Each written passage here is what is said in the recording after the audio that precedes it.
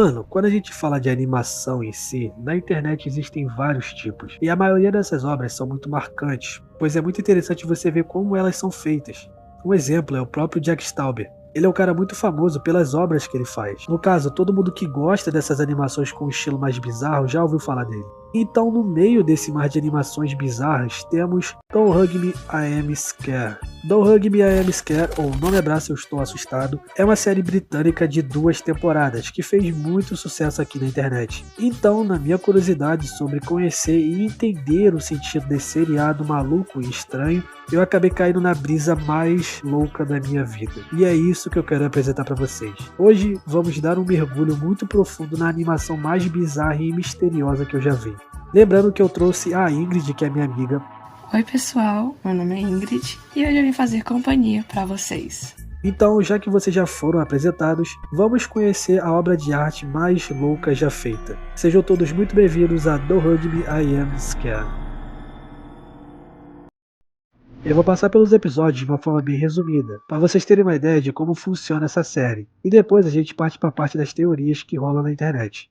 Bom, Don't Hug Me é bem do estilo ARG de internet. No caso, histórias de terror que tem um certo jogo de realidade, mas não é só isso. Don't Hug Me começa no estilo de um desenho infantil, bem no estilo Vila Sésamo. Os personagens principais e o cenário têm um design bem infantil, mas te garanto que de infantil essa série não tem nada. Por exemplo, todos os episódios têm um tema, e o tema desse primeiro episódio é criatividade. Os personagens principais, que são Red Guy, Yellow Guy e o Pato, estão na mesa quando o bloco de notas começa a cantar. Esse bloco de notas é o professor desse episódio. Bom, conforme vai passando a cantoria, as coisas vão mudando. Primeiro, o Yellow Guy desenha um palhaço, aí o bloco de notas fica pistola e destrói o desenho dele. Depois, o bloco de notas pede para eles pensarem em cores criativas, e quando o Yellow Guy diz verde, o bloco de notas simplesmente fala que verde não é uma cor criativa. Your favorite color?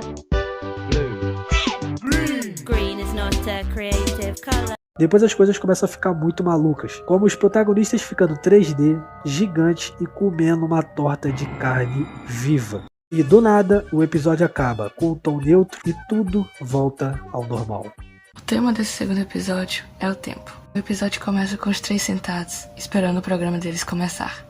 Quando o professor desse episódio começa a cantar como o tempo é precioso, mas nenhum deles está com a vontade de aprender nada. A única coisa que eles querem assistir é o programa que vai começar. Mas o professor mesmo assim mostra a eles as linhas temporais, fazendo os personagens viajarem no passado e mostrar as coisas ao passar do tempo. Nesse episódio também é nos apresentado o personagem mais importante e misterioso de Don't Hug Me, o Roy, o pai de Yellow Guy. Mais tarde vocês vão conhecê-lo melhor. Ao longo do episódio, o relógio fala que eles deveriam aproveitar o tempo que eles têm, mas toda vez que ele tenta aproveitar o tempo deles, o relógio fica simplesmente bolado. Como por exemplo, o Yellow Guy tenta fazer um castelo de cartas e o relógio simplesmente destrói o castelo, dizendo que é uma perca de tempo. Aos poucos, o episódio vai ficando cada vez mais e mais maluco. Até que em um momento, o Pato tenta explicar o que seria o tempo, mas o relógio interrompe ele com um som muito alto.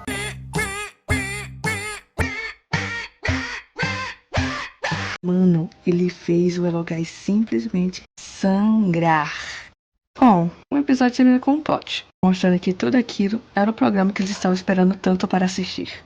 Já o terceiro episódio se passa na floresta. O tema desse é amor. O episódio começa com eles em um piquenique, então passa uma borboleta e o Yellow Guy fica encantado com a beleza dela, mas o pato mata a borboleta e o Yellow Guy sai correndo magoado. Então ele sobe numa árvore e encontra um bagulho que voa. E sinceramente, eu não faço a menor ideia de que desgraça é essa. O episódio continua com uma viagem do Yellow Guy, com músicas felizes e românticas, falando que um dia você vai encontrar sua alma gêmea. Mas do nada, começa um monólogo sobre o amor ser uma coisa feita por um deus que precisa de sacrifícios humanos de pessoas vivas. Mas depois, mostra que tudo foi a imaginação do Yellow Guy. Aí os 2 outros encontram o Yellow Guy em cima da árvore e se desculpam por ter magoado ele. Aí, como pedido de desculpas, o pato dá um ovo para o Yellow Guy. Mas aí sai uma desgraça de um filhote daquele bicho escroto. Mano, meu Deus do céu, cara. Aí o pato mata ele e o episódio acaba. O quarto episódio é bem esclarecedor, então tente prestar bastante atenção. O episódio começa com ele jogando um jogo de tabuleiro. Aí, em certo momento, eles se perguntam qual seria a maior coisa do mundo. Em seguida, todos eles olham para o globo, esperando que toda aquela musiquinha começasse. Mas nada acontece. Então, eles ficam encarando o globo, esperando ele esboçar algo. Depois de alguns segundos, ele se vira, mas na mesma hora é interrompido pelo computador. Os personagens ficam sem entender nada, porque claramente não era pra ser daquele jeito, mas eles acabam aceitando. Wow, look! I'm a computer. I'm a computer guy. O episódio se trata sobre a tecnologia. Como todo episódio, ele canta com os outros, mas tem algo de diferente. Toda hora ele interrompia o Red Guy, isso estava deixando ele muito irritado. E o Red Guy pede para ele parar algumas vezes, e o computador simplesmente ignora. E quando o Red Guy toca no computador, ele fica muito, mas muito bolado, e toda a cena muda. Após alguns bugs e erros, eles acabam indo parar dentro do mundo do computador. Até que em um certo momentinho, onde mostra que o Red Guy está sozinho na sala assistindo tudo aquilo da tela do computador, percebendo que está fazendo isso, ele tenta desligar o computador de alguma forma. Então, ele segue os fios para achar alguma tomada. Isso leva ele a uma sala. Quando ele entra nessa sala, ele encontra outras versões deles e dos seus amigos, mas com baixo orçamento. No momento em que a cena começa, a cabeça dele simplesmente explode. Eu sei que as coisas estão muito doidas, mas logo isso vai fazer bastante sentido. Após a cabeça do Red Guy explodir no último episódio, deixando a gente muito confuso, é nesse episódio que as peças vão se encaixando. Esse quinto episódio inicia com o Yellow Guy e o Pato na cozinha, mas sem o Red Guy. Os dois até notam algo de diferente, mas por algum motivo eles não conseguem ter certeza. Aí na cozinha, vários objetos começam a cantar, diferente dos outros episódios, que era apenas um objeto. Bom, esse episódio fala sobre alimentação, sendo enfatizado em todo o episódio a alimentação saudável. Mas aparentemente as coisas estão mais estranhas sem o Red Guy. Todos os objetos ficam cantando de forma forçada e violenta, até que o telefone começa a tocar e toda a cantoria para, e todos olham preocupados para o telefone. Então, quando o Pato vai atender o telefone, ele acaba sendo teletransportado para um local macabro e misterioso. Mas na outra cena, ele já está junto com o Yellow Guy novamente. Então, o telefone toca de novo e o Pato atende mais uma vez. E novamente alguma coisa acontece e ele não consegue atender. Por algum motivo, os objetos tentam impedir ele de falar com o cara do telefone. Então, a musiquinha continua, mesmo nenhum deles pedindo para aquilo acontecer. Mas acontece sem a vontade deles. A gente percebe que nenhum dos dois está à vontade com aquilo. O Yellow Guy, mesmo muito desconfortável com aquilo, apenas está indo na onda, mas o Pato claramente não quer mais ficar ali e começa a querer fugir, até que em um momento de surto ele derruba uma câmera.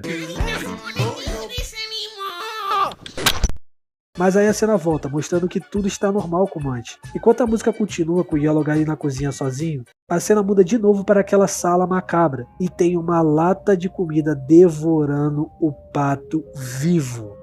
Depois é nos mostrado essa imagem, onde mostra o Yellow Guy sozinho na cozinha, e no balcão um monte de penas verdes, e o telefone toca mais uma vez.